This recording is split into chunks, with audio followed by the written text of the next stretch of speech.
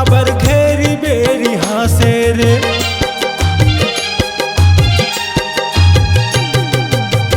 तोर माया मा गोरी काबर मोल फांसे रे। मोर करौंद काबर घेरी बेरी हासे रे। तोर दिया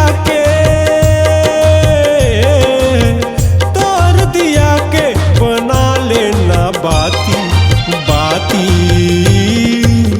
हो गयो दीवाना रे गोरी, हो गयो दीवाना रे, हो गयो दीवाना रे गोरी, हो गयो दीवाना रे। लालिक टिकली तोर चमके वो माथ में, ककनी बनुरिया तोर खन के वो हाथ में।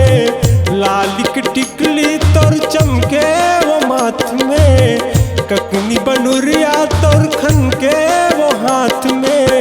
हो गयो दीवाना रे,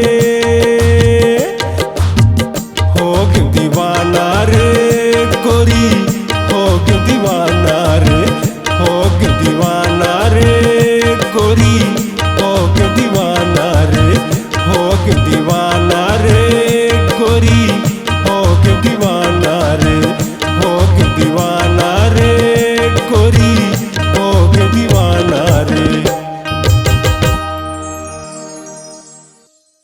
आपकी आवाज ही आपकी पहचान है।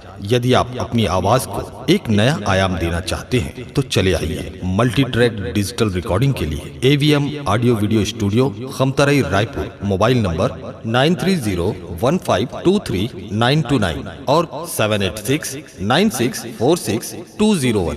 यदि आप नए एवं पुराने गीत सुनना चाहते हैं तो avmgana.com में जाकर गाना फ्री डाउनलोड करें और YouTube चैनल में AVM गाना और KK कैसेट्स को सब्सक्राइब करें।